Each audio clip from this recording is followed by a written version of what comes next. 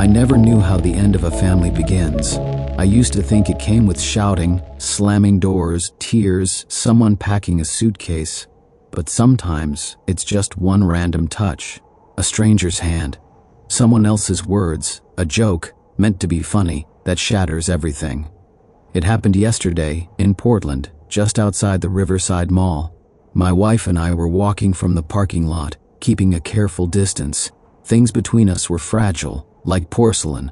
You don't throw it out, but you know one wrong move and it cracks. We just come through a rough patch. My fault, I won't deny it. There were lies, a broken trust, a long road of never again and almost getting to I forgive you. We were barely breathing the same air again, not close but not broken. And then, this. A young woman passed by, maybe 20, blonde, light jacket. As she walked by, she ran her hand across my lower back, far too familiar for a stranger. I turned, confused, and she leaned in just enough and said softly but loud enough for my wife to hear, "Good to see you. I get it. Tomorrow, same time." Then she walked off, like nothing had happened. I froze. My mind went blank. My wife gripped her purse tighter. "What the hell was that?" she asked. I started stammering, said I didn't know her, said it was probably a prank. "A prank? Are you serious?" Her eyes were filled with a pain that doesn't lead to questions, it just breaks. A few feet away, I noticed two guys. One held a phone, the other an action cam, laughing, whispering, occasionally glancing our way. That's when I realized it wasn't random. It was staged, a prank, a so-called social experiment, a video for strangers to laugh at online. But for us, it was devastation. At home, it blew up. The kind of argument where no one yells but everything is said. I swore it wasn't me, promised to prove it, told her I'd find the video, show her, "Look, see, it's not real, it's them, not me." But she didn't believe me. And maybe it wasn't about belief anymore. Maybe she just couldn't carry it anymore. She left, took our daughter, went to her sister's. I was alone. All night I searched. YouTube, TikTok, Instagram Reels, even Reddit threads and random Facebook groups. I searched by hashtags, by location, typed every combination I could think of. Nothing, not a single clip, no trace.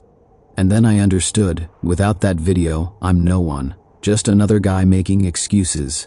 Meanwhile, those two with the cameras? They're probably editing my life falling apart, adding music and laugh tracks for likes and comments. I'm not writing this for sympathy or shares. I'm not a hero. I've made my own messes. But this wasn't one of them. This was someone else's joke, played in the worst possible moment, with the worst possible people. If only they knew how fragile we were. If only they realized a child now has two homes instead of one. That I might never sleep beside my wife again, all for a few laughs online. So to whoever filmed that, if you're reading this, if you still have any shred of conscience left, please, post the video. Or send it to me. Give me a chance to defend the truth. You wanted views? You'll get them. Just give me the one thing I need, a way to show her that this wasn't mine to carry. Because right now, with nothing to show, I'm the liar again. And maybe this time, for good. And to anyone who thinks pranks are just harmless fun, sometimes behind your laughter, there's a life falling apart.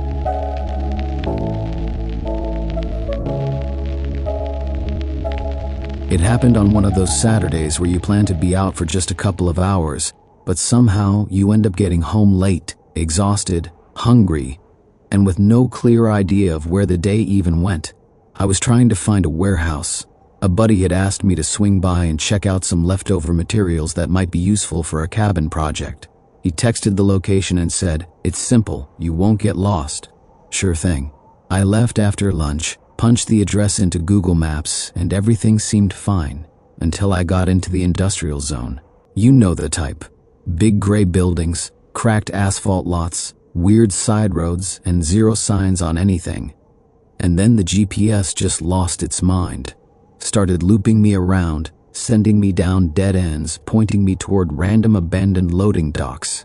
I tried restarting the route, turning around. Nothing helped. I called my friend. No answer. Finally, I gave up and decided to head back toward the highway and just go home. By the time I got out of that maze, the sun was setting. I got home completely drained, like I'd spent the day hauling bricks instead of driving. The house was quiet. My wife was in the kitchen. The kids were at their grandma's. I tossed my jacket over a chair and collapsed onto the couch. I had just started to stretch out when my phone buzzed from the windowsill. My wife was passing by, so I asked without thinking, "Hey, Sarah, can you check who that is? I'm too tired to get up." She picked it up, glanced at the screen, and then pause. I didn't notice it at first, just silence. Then she looked up and very calmly, almost flatly, read aloud, "Tell us about your experience at Ocean Breeze Spa." That's when I realized the day wasn't quite over yet. "What's that?" she asked, same calm tone. But I knew that tone. That tone's more dangerous than yelling. What spa?" I said, sitting up as if I could hear better from a different position. She silently turned the screen toward me. It was a notification from Google, a request to leave a review. Ocean Breeze Spa. Of course. Looked like I'd spent the afternoon relaxing at a day spa instead of chasing scrap wood across a junkyard. I started explaining. It had to be a mistake. I told her I'd been lost in the industrial district, that the GPS probably logged my location, and maybe this spa was just next to the warehouse I'd been circling. I hadn't even seen a spa. Just fences, concrete, pipes.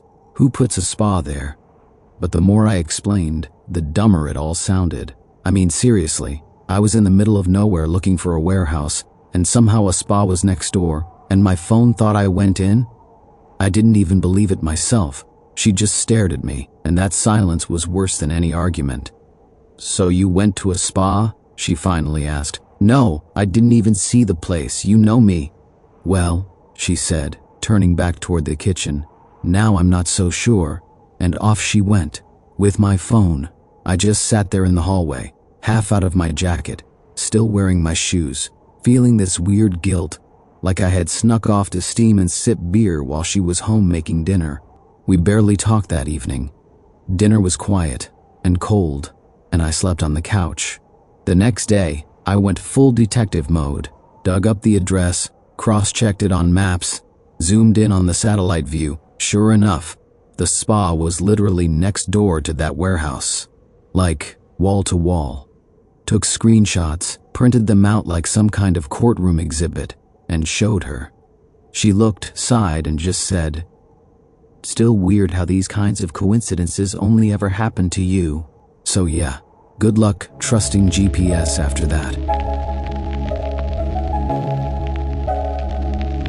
I was 21, barely out of college, still caught between daydreams and deadlines, a tender thing, all heart and hope.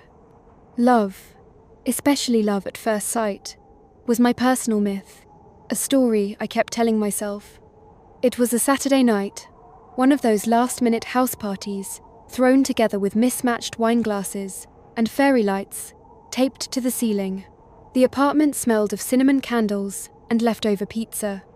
I came straight from a bookstore shift, still in my pale pink sweater, a little frayed at the sleeves, and boots that belonged to someone else 2 sizes ago. I hadn't planned to stay long. That was before I saw him. Daniel. He had that kind of face that made the noise in the room fade. Tall, tousled dark hair, eyes with stories behind them, and a grin like he already knew mine. He was sitting on the windowsill with a half-empty beer, lazily spinning a coin between his fingers.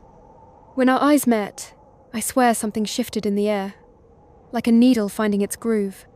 We talked in the kitchen, where someone had spilled wine on the counter, and no one cared. The fridge hummed. He asked about my favourite books, and actually listened.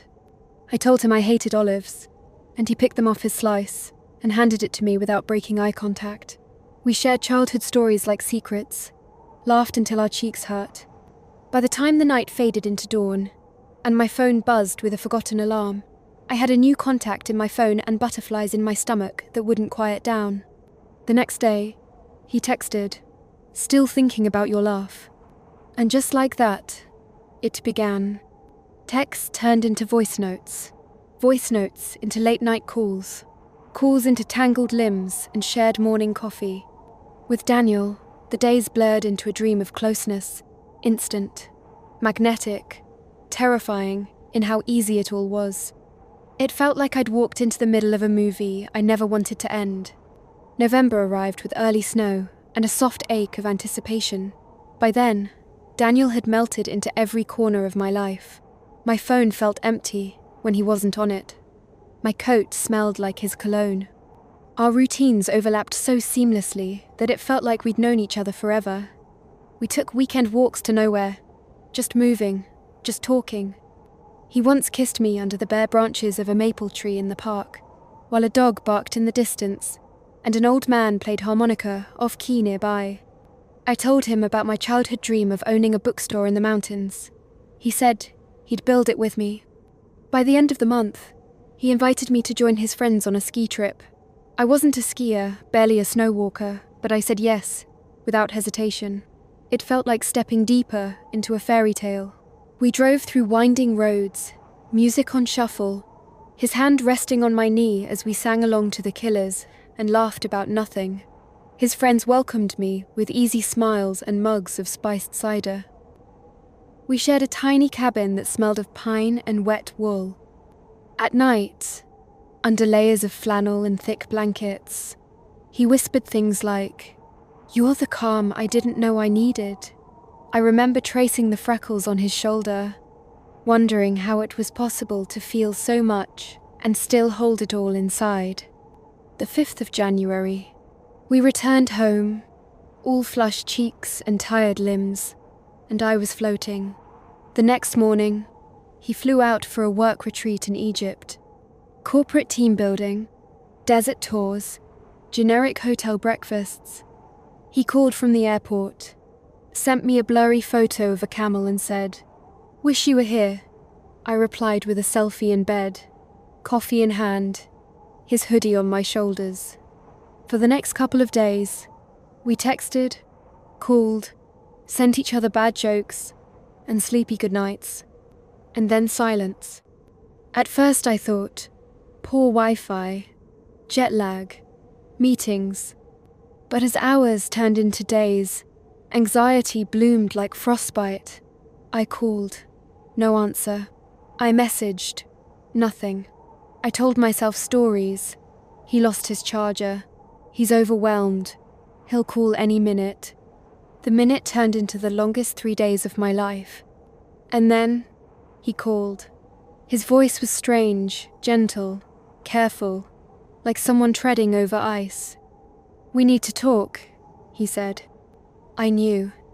He sat on my couch, eyes downcast, and confessed. There was a woman at the resort. A mistake. One night. A blur of alcohol and bad decisions. He didn't sugarcoat it. He didn't cry. He just looked. Sorry. I didn't want to lie to you, he said. But I also don't know how to live with this. Something broke. Not like a plate smashing, more like a thread snapping somewhere deep. I stood, walked to the kitchen, and dropped my favourite teacup. It shattered. So did I. He left, and I began to unravel. I didn't sleep the night he left.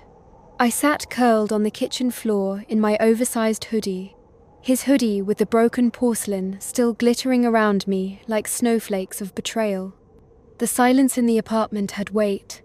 My mind kept replaying his words, over and over, like a scratched record I couldn't stop.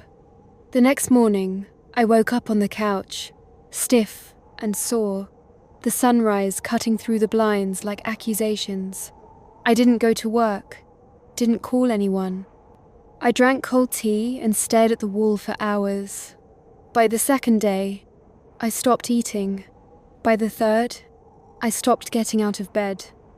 My body began to revolt. Nausea, headaches, then vomiting bile, blood. My body was speaking a language I didn't want to understand. Heartbreak as organ failure. Out of desperation, I called him. My voice shook. I need help. And he came. Of course he did. He found me pale, curled on the bathroom floor, eyes sunken and lips dry. He didn't hesitate, scooped me into his arms like I weighed nothing, and drove me to the hospital.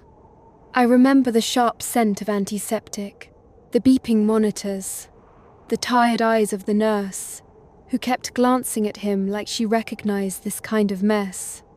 Diagnosis: acute stress, liver inflammation, dehydration. My heartbreak had a medical record. He stayed, Saturday, by my side, held my hand while the IV dripped slowly into my veins, whispered apologies that felt soft but empty, said things like, "I'll never forgive myself," and I believed him, or wanted to.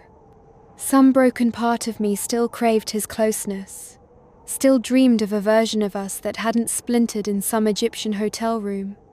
So when he asked, weeks later, if we could try again, start over, I said yes. He brought flowers, made pancakes, left notes on my mirror, and I let myself believe that maybe people do change, that maybe love could heal this. But I never stopped checking his phone when he wasn't looking. The beginning of our new beginning felt like a costume party, where I couldn't take the mask off. Daniel tried, he really did. He sent me playlists titled For Us, left little notes in my coat pockets that said, "You're my always." Sometimes he'd just hold me without speaking, as if touch could erase memory. But memory has sharp edges.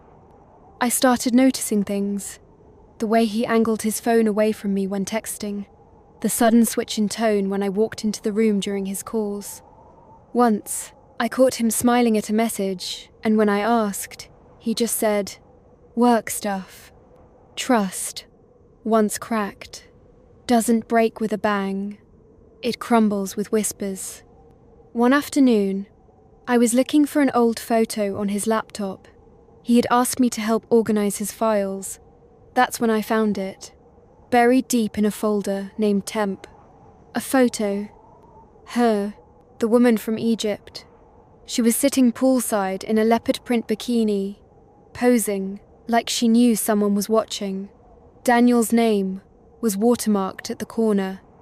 My hands shook. That cursed pattern, that smug tilt of her head.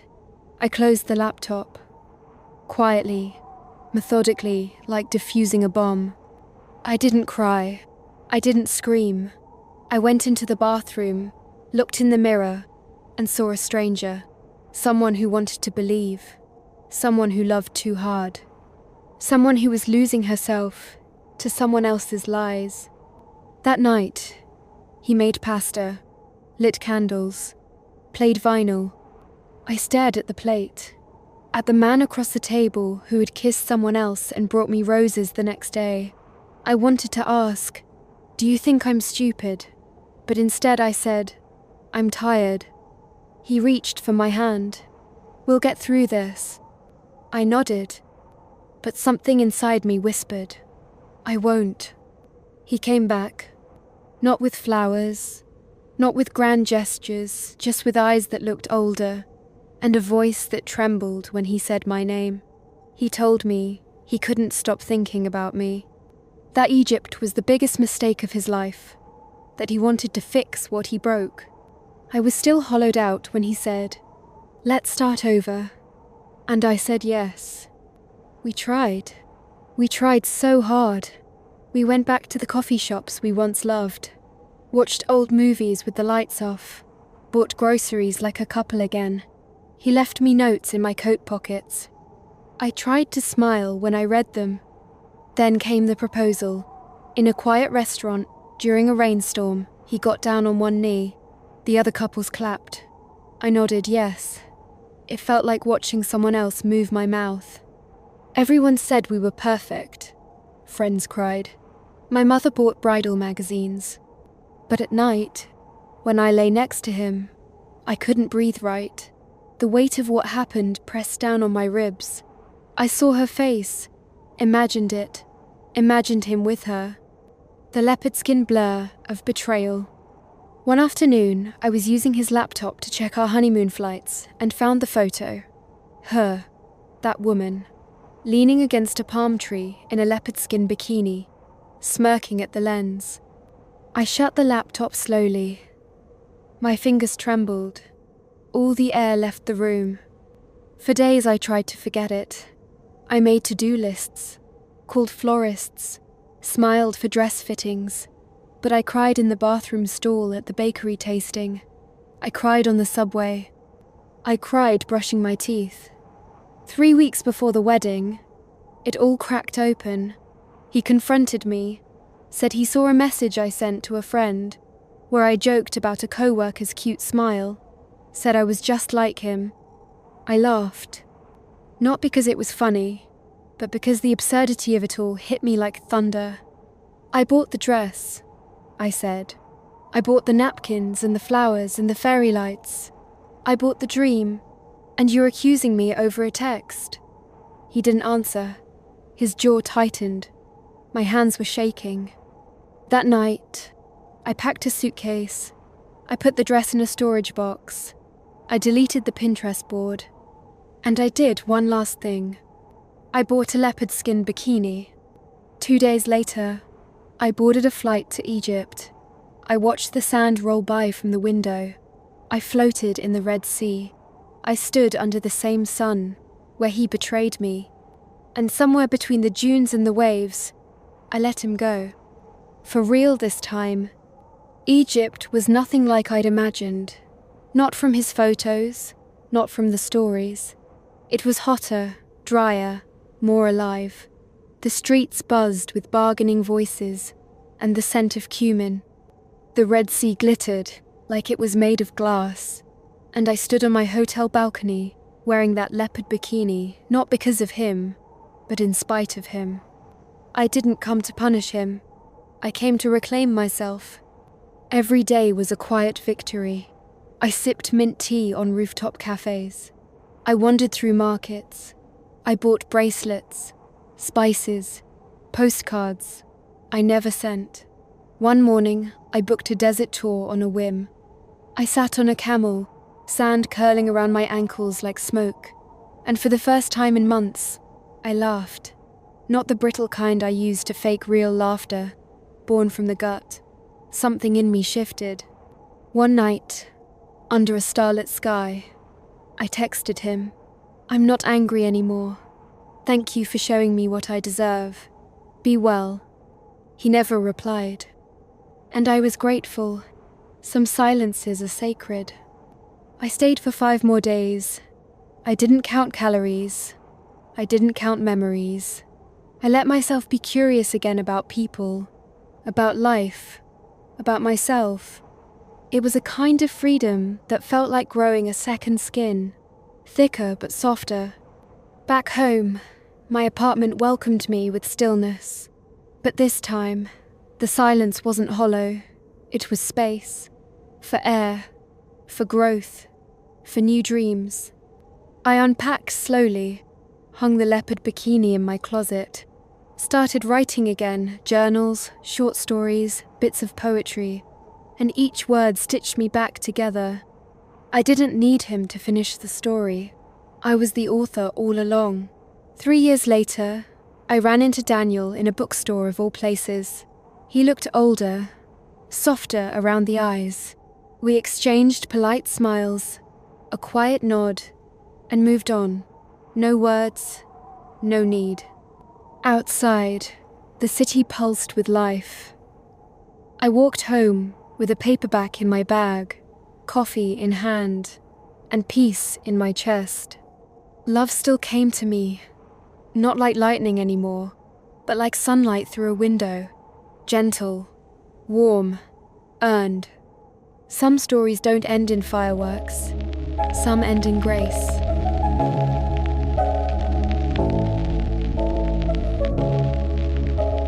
California's sun burned into my shoulders, and the air carried the tang of salt water, the sweet scent of sunscreen, and the distant laughter of beachgoers.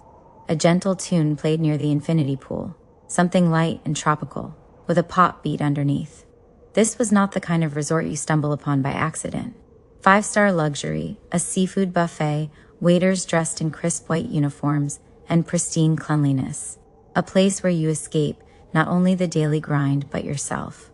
I'd been lounging by the pool for days, sipping cold craft beer and worrying about nothing except not getting sunburned before I had to fly home. It was somewhere between my third and fourth pint when I noticed them by the edge of the water. She was blonde, maybe 35, possibly older. Tall, with a well-maintained figure. Clearly someone who took care of herself. Her face had soft features, very all-American, slightly weary but glowing with happiness. He was lean and tanned, with a short beard and dark sunglasses. His eyes, though obscured, seemed intense. When he looked at her, there was so much tenderness that, even as a lifelong cynic, I felt a pang somewhere inside. They laughed, splashed in the water, and talked in a mix of accented English and something else I couldn't place. She kissed his cheek. He held her by the waist. At some point, I found myself close enough to strike up a conversation, because that's what happens on vacations. "Are you two together?" I asked, without malice or ulterior motives, just out of curiosity. She laughed. "Yes," she said. "We meet here every year, 6 years in a row now." He nodded, adding with an accent, "She is my love, only one, my beloved." I raised an eyebrow and smiled. California's sun, summer, romance, it all fit into a story as cliched as it was warm. "Where do you live?" I asked. "I'm from Michigan," she said. "He lives here in San Diego. He works at the marina, sometimes does boat tours. And me, I don't work? You don't work? Then who pays for all this?" I gestured around at the lavish resort. "It's not cheap, you know." She looked at me calmly, almost defiantly. "My husband, your husband?" I nearly choked on my beer. "So you're married?" "Yes," she said without hesitation. "I have a son. He's 11. My husband is a good man, hardworking, supportive. We've been together a long time. But," she glanced at the man next to her, "I love him. My Turk." He smiled at her but didn't follow every word. She leaned in and kissed him briefly. I was stunned. A husband, a son, and annual trips to another man across the country? Not for a day or two, but for a whole week, every year for 6 years straight? "Does he know?" I asked finally. "My husband?" She smirked. "No, of course not. He thinks I'm on a girl's trip. Says I deserve it." The Turk watched her with such adoration that it felt as if the world around him disappeared whenever she was near. He couldn't catch all of our conversation, but he understood enough from her tone. He took her hand and pressed it against his chest. She kissed him on the lips. I stepped away, not out of morality, but because the air felt tight, claustrophobic. Not from judgment, but from the sheer weight of it all. Somewhere in Michigan, there's a man who has no idea his wife flies off to San Diego each year to be with someone else. He might be at home making breakfast for their son, completely oblivious that his wife is wrapped in another man's arms by a pool on the Pacific coast. And there I was, sitting by the pool, listening to someone say "I love you" with a thick accent, and realizing the world isn't black and white. It's painted in shades of loyalty, lust, lies, self-deception, and the aching desire to feel alive. Because in her eyes, there was no cruelty, no malice, only longing for something she didn't have at home. I went back to my chair, poured myself another beer, and stretched out under the sun. But one thought wouldn't leave my mind. If your wife, Susan, takes annual girls' trips to San Diego, buddy, you're a fool. Mornings always start the same. Cinnamon coffee in a travel mug, a half-awake drive on autopilot, out of the driveway, onto the loop, into the downtown parking garage. Lights on in the office, a few clicks, and the screen fills with spreadsheets, emails to DOS. I'm 38, old enough to not chase approval, young enough to still feel every heartbeat. Middle management, not an executive, but not some guy fetching coffee either. My team respects me, my boss leaves me be. I look the part, pressed shirt, clean haircut, polished shoes, a quiet wristwatch. I know how to listen without interrupting, how to crack the right joke at the right time. I don't preach, I don't overshare. I'm married. Not perfectly, but married. 15 years now. My wife, she's like that old playlist you keep in your car. You know every note, every lyric, even the ones that annoy you. There are things that still make me respect her. There are things that drive me crazy. Sometimes it's warm, sometimes it's distant. Sometimes we don't speak for a day, then argue, then suddenly laugh at something dumb in the kitchen. That's marriage. Real marriage. No Instagram gloss, just two people with a shared world, kids, a home, a past. You don't just drag and drop that into the trash. And in this world, there's me, a guy who hears people whisper behind his back, "You? Still faithful? Why? You're a good-looking guy, successful. What's the deal?" They say I could have a line out the door. Women smile, flirt, sometimes linger in conversation a little too long, but no one ever crosses the line, and I don't invite them to. One of the women in my department is Rachel. She's 30, sharp, heels every day, always has a comment that makes the room laugh. The office lights up around her. Sometimes she jokes with a twist, sometimes she bends just a little lower for a folder. If I were 25, I probably would have fallen. Now, I just smile back. The other day she said, "You're always so decent. Guys like you don't exist." I shrugged. They do. You're just not looking in the right places. My coworker Kevin has that permanent smirk. Come on, man. Every guy's got issues at home. You fix that stuff on the side. That's how it works. He doesn't know I've got issues too. Evenings where my wife and I sit across from each other and the kitchen table feels like the Atlantic Ocean, where everything about me seems to irritate her. The way I chew, the way I scroll, the way I breathe. And her? She drives me up the wall with the way she clicks the remote, the way she says figures under her breath, the way her eyes roll like it's a tic. But I don't leave. I don't go looking for a second act for my soul. You know why? Because cheating isn't about sex. It's about betrayal. It's knowing you're walking out the door planning to lie. It's the moment your gaze changes, when your thoughts are no longer where they should be. One night becomes a snowball, and suddenly you're standing in the hallway, eyes to the floor, saying, "I didn't mean to. I don't know how it happened. But I know. You always know." It's easy to blame the other person when a marriage starts unraveling. She's cold. She's tired. She doesn't notice me. She doesn't inspire me. But let's be honest, I'm no saint either. I'm not always kind, not always patient, not always the first to say sorry. I've got my flaws. I just believe that if you said I'm in, then stay in, or leave like a man. But sneaking around? That's not about passion, that's about weakness. Tonight we're at the kitchen table. Her eyes look heavy. I sip tea. The TV mumbles in the background, no one really watching. "You stayed late again?" she asks. "Work?" She nods. Then quietly, "Are we okay?" I pause, weigh my words. I don't want to lie. It's not always easy. But I'm here. On purpose. She doesn't say thank you, just looks at me, then stands, goes to the cabinet, and brings out those chocolate chip cookies I like. The ones she only buys when she remembers. We eat in silence. But it's something. It's still something. Sometimes people say, "You just haven't met the right temptation yet." Maybe. Or maybe I've just learned to say no to myself before I start saying yes to trouble. And if you're reading this, looking for a way to justify your own affair, don't blame it on her, or him, or life. That's all you. When you want out, you look for excuses. When you want to stay, you look for ways. I'm just here, living. No drama, no side stories. And somehow that quiet loyalty feels like strength, maybe even love.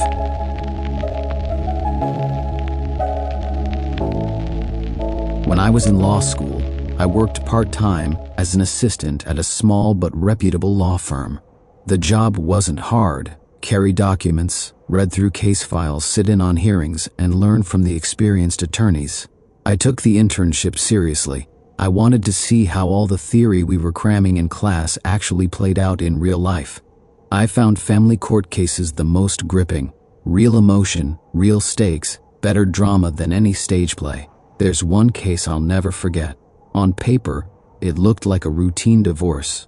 The client was a man in his early 40s, tall, calm, well-dressed, polite, but his eyes, they looked worn, like someone who had aged 10 years in a month.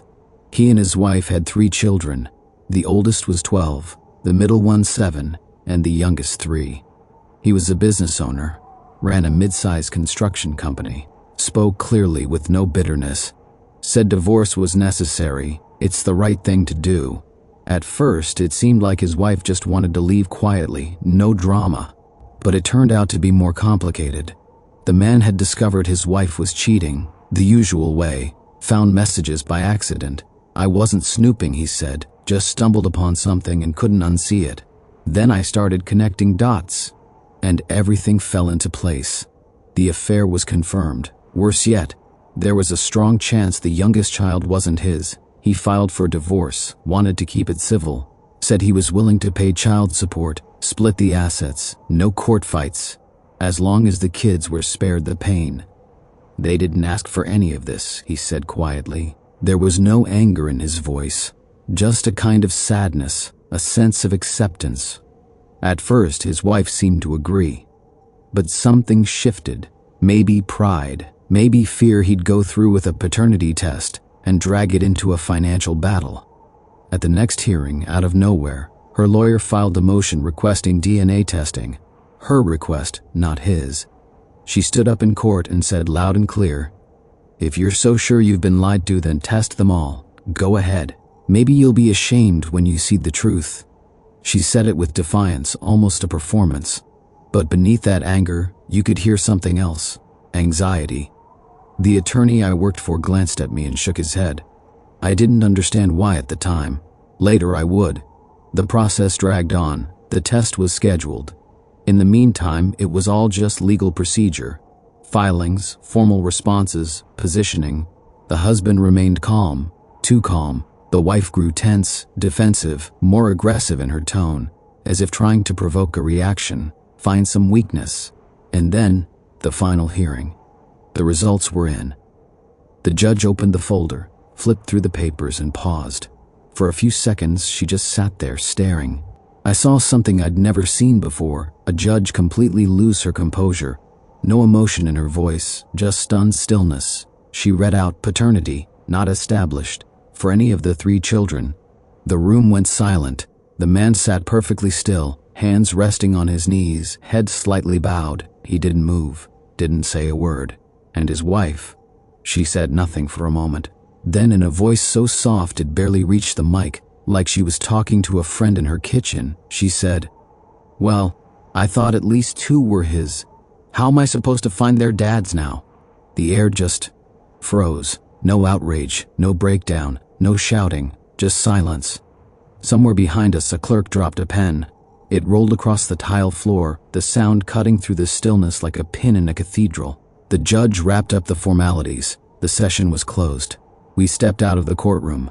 The man turned to thank the attorney, shook my hand too, then walked away. No hesitation, no looking back.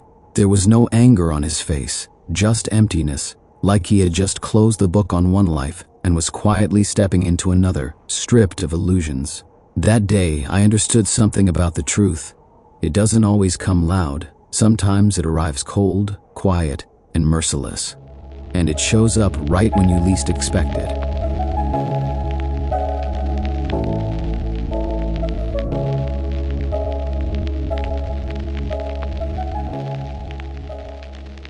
I used to think infidelity was something that happened to other people. The weak ones, the irresponsible, those who had long stopped caring, people who didn't value their families. Not us. Not me and Hannah. Things weren't perfect, no, but we were honest. We'd built something real over the years, raised 3 kids together. I believed that our slightly worn out but sturdy life was built on trust. I met Hannah in college. She studied literature. I was in mechanical engineering. We were a strange match, but it worked. We moved in fast, married even faster. And before we knew it, Noah was born. I was 23, she was 22. He came into this world frail, spending his first month in intensive care. For the next 2 years, we were in and out of hospitals. Hannah was his world. I took extra shifts, night jobs, anything to cover the bills. Then came the twins, Emily and Grace.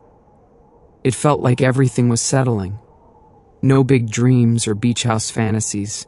Just an old Toyota I kept trying to fix, family movie nights, and the sound of the girls giggling in the living room. That was happiness to me. When Hannah told me she was pregnant with our fourth, I didn't flinch. I even smiled.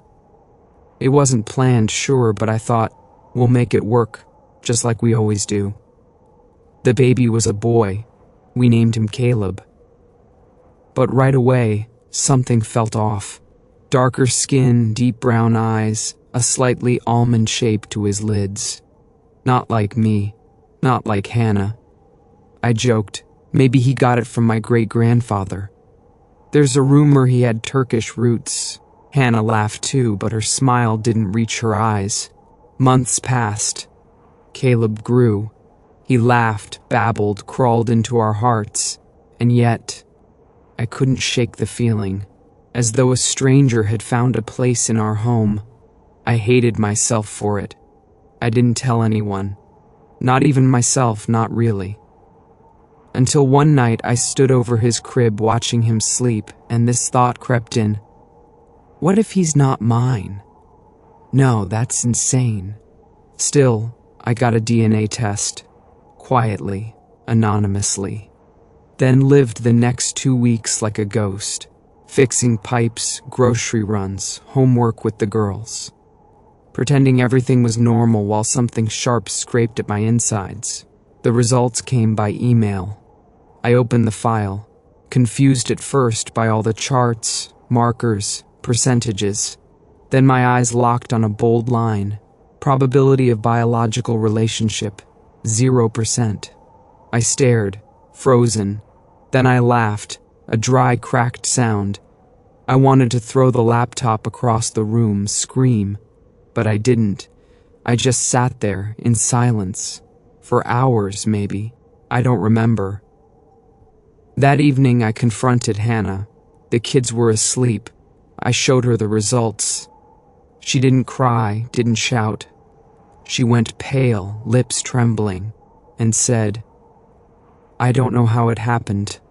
I'm sorry. Sorry. For what, stabbing me in the back? Feeding me lies? Letting me raise another man's child as my own? I waited for her to deny it, to name someone, to say it was a mistake, just one time. But nothing. Just that small, broken, I'm sorry. I didn't sleep that night, just chain-smoked in the kitchen, watching a candle flicker beneath the family photo. In the morning, I drove to the garage and stayed there. Should I leave? Kick her out? But what about the kids? About Caleb? How do you tell a child you're not his father? I came home that evening. The kids didn't notice anything. Emily showed me a drawing, our family. Me, Hannah, the kids, Caleb included. At the top she'd written, My family is my fortress. I almost wept. 2 weeks passed. I slept on the couch, talked to the kids, made dinner, did pickups and drop-offs. But Hannah and I, nothing. She didn't try to explain, didn't ask for forgiveness, just waited, like she knew it wasn't hers to ask. One evening, coming home from work, I saw a man leaving our building. He glanced at the apartment numbers. Normally I wouldn't have cared, but then Hannah ran out after him, her face, panicked. The man muttered something, walked away. She stared after him like she was afraid he wouldn't come back. When she saw me standing there, she froze, pale again. I said nothing, just walked past. Later that night, she came to the kitchen, sat across from me, hands shaking. That was him, Caleb's real father. I wasn't even surprised, just stared into the table. She told me it happened 2 years ago, when I was away working on a contract upstate. Her mother was hospitalized. I barely called. Work was crazy. He was a friend from college. Showed up, offered help, stayed around. One thing led to another. Once. Maybe more. She wasn't sure. I filed for divorce. No yelling, no drama. Just papers. Hannah didn't fight it. I packed a few things and moved out. The kids stayed with her for now. I still saw them every day. Even Caleb. He ran up to me, called me dad, and I couldn't bring myself to correct him. A month later, my father called. He didn't know what had happened. Asked how I was. I told him, divorced. There was silence. Then, because of her? I said yes. He sighed like he already knew. Then added, you did what you had to. But remember, being a father isn't just blood, it's heart. Caleb's still a kid. He didn't choose any of this. A few more months passed. Then came a letter. Hannah filed for child support for all 4 kids, including Caleb. I went to court. The judge, a stern woman in her 50s, read through the documents. I handed her the DNA results. She paused. But he's legally your son. I was deceived, I said. I filed to contest paternity. Another round of bureaucracy. Psychologists. Evaluations. Meanwhile, Caleb got sick. Breathing issues. I visited him in the hospital.